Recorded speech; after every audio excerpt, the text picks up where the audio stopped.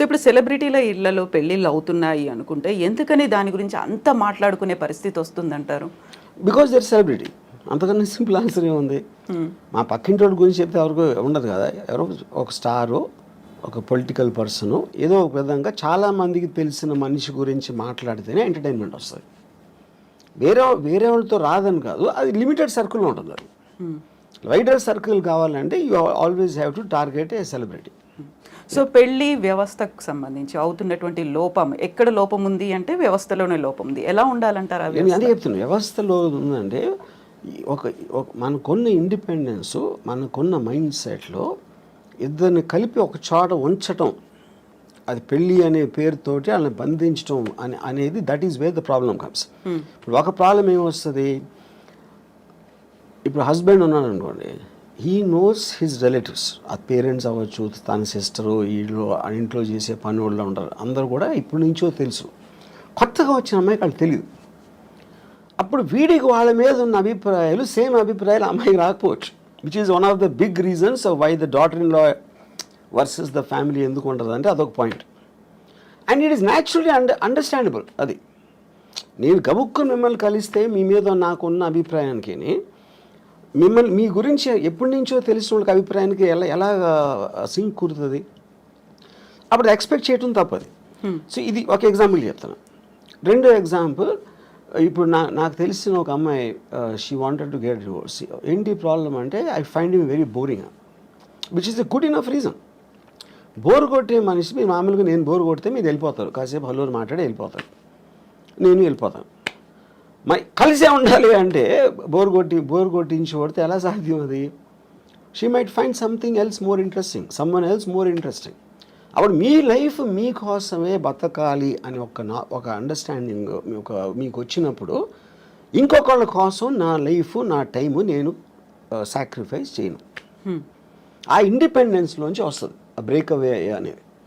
So marriage అనేది ఒరిజినల్గా create చేసినప్పుడు, ఓకే, భర్త భార్య ఇద్దరు వాళ్ళ పిల్లలుగా అంటారు, పిల్లల్ని పెంచుతారు, చదివిస్తారు, వాళ్ళు ఏదో చేస్తారు. ఫ్యామిలీ ఆస్పెక్ట్ అనేది సొసైటీ కోసం చేసింది, ఇండివిజువల్ కోసం చేసింది కాదు. ఎప్పుడైతే ఇండివిజువల్ ఫ్రీడమ్ అనేది పెరగటం పెడితే ఇలాంటి ఇలాంటి ఇన్స్టిట్యూషన్స్ అని కనుమలేకపోతాయి.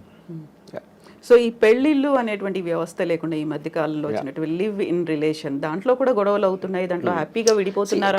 కరెక్ట్. ఇప్పుడు పెళ్ళి అనేది వేరే వాళ్ళకి చెప్పడానికి, లివ్ ఇన్ రిలేషన్షిప్ అనేది వాళ్ళిద్దరికి ఉన్న పర్సనల్ ఆస్పెక్ట్. అది దట్స్ ఓన్లీ డిఫరెన్స్. యూనో, ఇక దాంట్లో లీగల్గా ఎన్ని ఇయర్స్ ఉంటే అది వ్యాలిడే ఉంటుంది, ఇది అది అని. కొట్టుకుంటాం అనేది ఎలా జరుగుతుంది? మీరు అసలు ఇద్దరు ఒక చోట ఉంటే కొట్టుకోకుండా ఉండలేరు.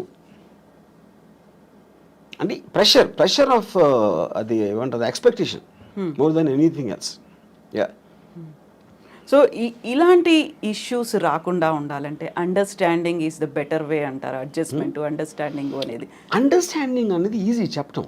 I do not believe it's అంటే అండర్స్టాండింగ్గా ఉండాలండి. ఇప్పుడు ఫర్ ఎగ్జాంపుల్, ఎవరో కౌన్సిలరు, ఒక సైకాలజిస్ట్, భార్యాభర్తలు అన్యోన్యంగా ఉండాలి అని అన్నట్టు ఏదో అన్నారు, నేను యూట్యూబ్లో చూశాను.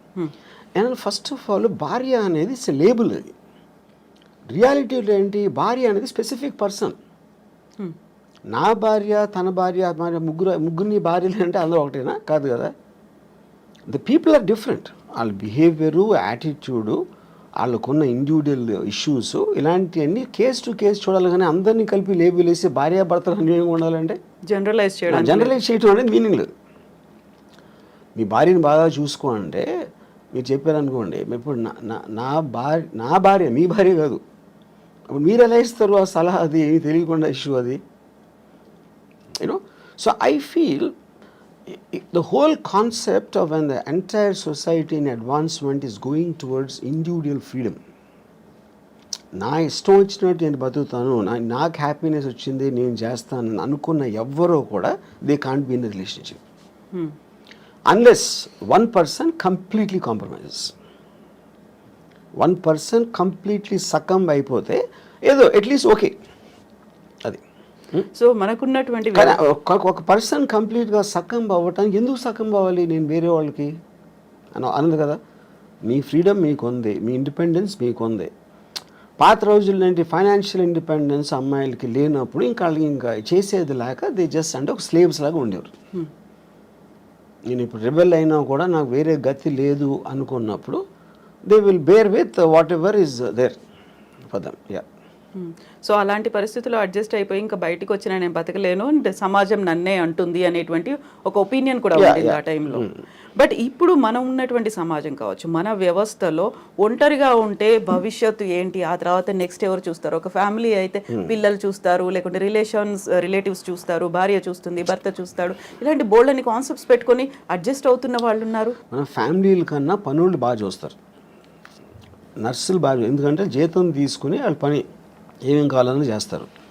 పిల్లలు బాగా చూసుకుంటారా అనేది మనకి ఎప్పుడు బడిపంతుల సినిమా బ్లాక్ అండ్ వైట్ డేస్లో వచ్చింది, అక్కడి నుంచి కూడా లేదు, అది ఎవరు నమ్మరు. ఫస్ట్ భార్య బాగా చూసుకోవడం అనేది ఆబ్లిగేషన్ క్రియేట్ అవుతుంది.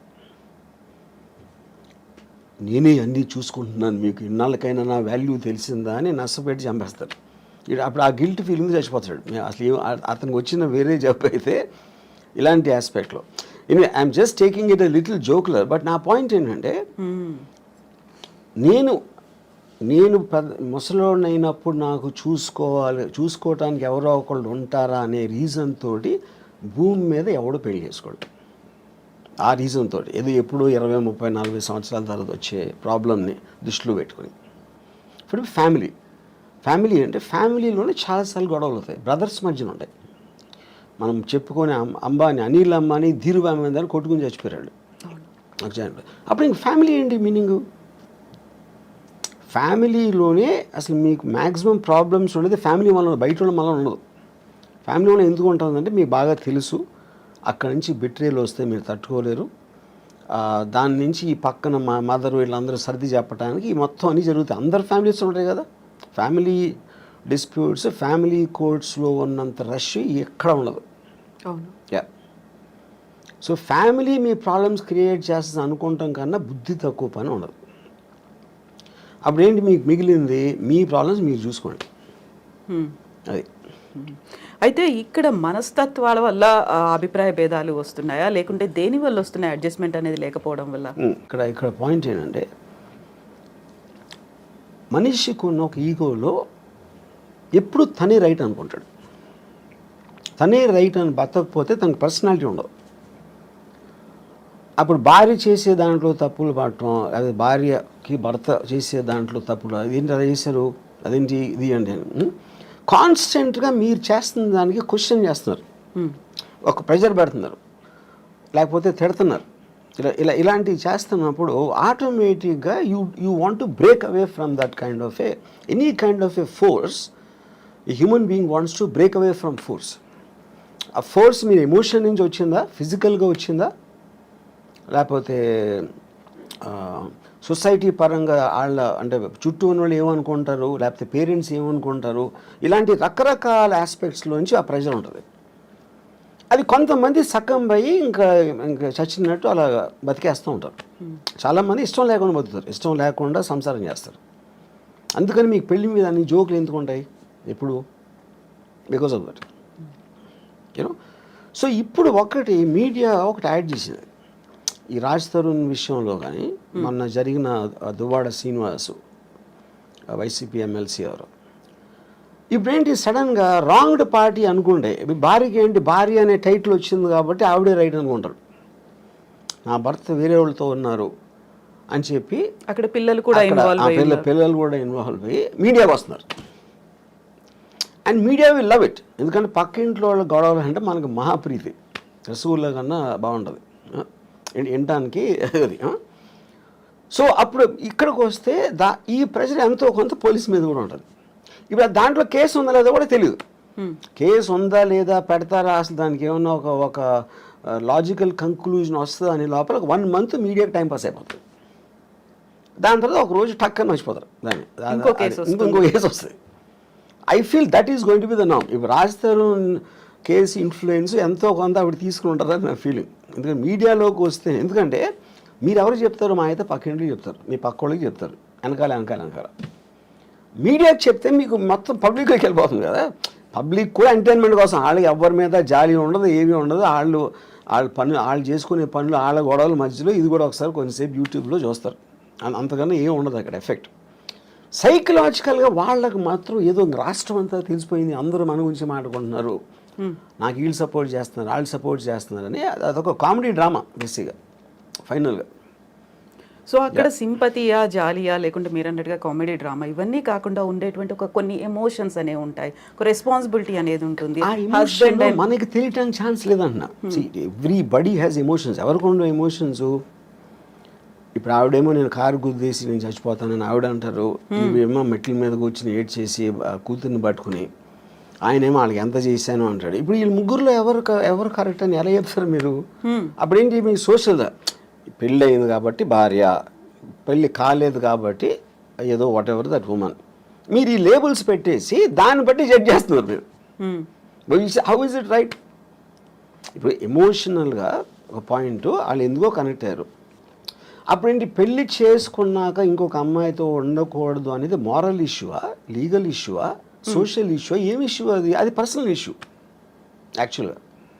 యూనో పర్సనల్ ఇష్యూలో మరి సొసైటీ వెళ్ళి ఏలు పెడితే అంటే దానికి మీనింగ్ ఏముంది ఇంకప్పుడు? ఇప్పుడు ఆవిడ ఏడుస్తున్నారు, ఇంట్లో ఏం చేస్తున్నారు మనకేం తెలుసు? ఇప్పుడు లావణ్య గారు ఉన్నారు, మీరు 5 చూస్తే 5 డిఫరెంట్ పర్సనాలిటీస్ ఉంటాయి. ఏ పర్సనాలిటీ నిజమైన లావణ్య అట్టే తెలుస్తుంది మీకు? యూనో రాజ్ తరుణ్ ఒకటికి తెలుస్తుంది, రాజ్ తరుణ్ ఏంటో ఆ అమ్మాయి ఒకటి, వాళ్ళిద్దరికి తప్పిస్తే బయట ఉన్న ఎవ్వరికీ తెలియడానికి ఆస్కారం లేదు. మీరు ఒక ఇంట్లో ఉమ్మడి కుటుంబంలో కూడా బెడ్రూమ్లో భర్తకి భార్యకి ఏం జరుగుతుందని మిగతా ఫ్యామిలీకి తెలియడానికి కూడా ఆస్కారం లేదు. అదంత పర్సనల్ ఇష్యూ అది.